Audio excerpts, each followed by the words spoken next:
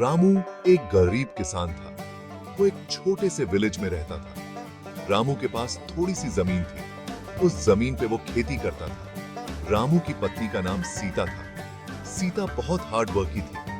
वो अपने पति का हर काम में साथ देती थी। रामू और सीता के 2 बच्चे थे। रामू अपने परिवार से बहुत प्यार करता था। वो अपने बच्चों को पढ़ाना चाहता था। रामू की खेती से ज्यादा कमाई नहीं होती थी।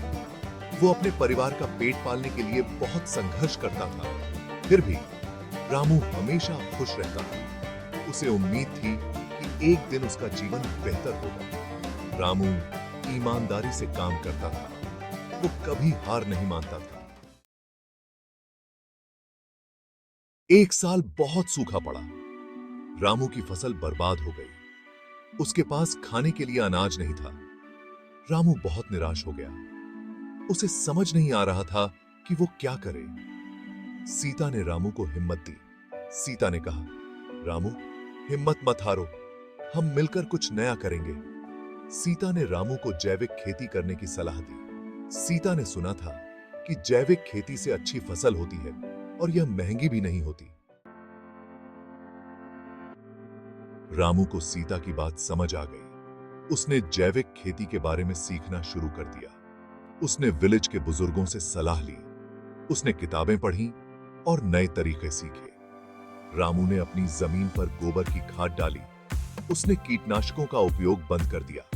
उसने क्रॉपों की अच्छी देखभाल की। शुरुआत में रामू को कई मुश्किलों का सामना करना पड़ा। उसकी फसल उतनी अच्छी नहीं हुई, लेकिन रामू ने हार नहीं मानी।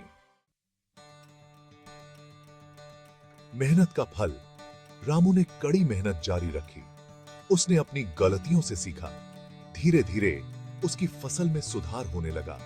उसकी फसल पहले से ज्यादा हरी भरी दिखने लगी। रामू की मेहनत रंग लाई। उस साल रामू की फसल बहुत अच्छी हुई। उसने पहले से कहीं ज्यादा अनाज उगाया। रामू ने अपनी फसल बेचकर अच्छा मुनाफा कमाया। वह अपने परिवार की जरूरतों को पूरा कर पाया। प्रेरणा का स्रोत। रामू की सफलता की कहानी पूरे विलेज में फैल गई। दूसरे किसान भी रामू से जैविक खेती के बारे में सीखने लगे।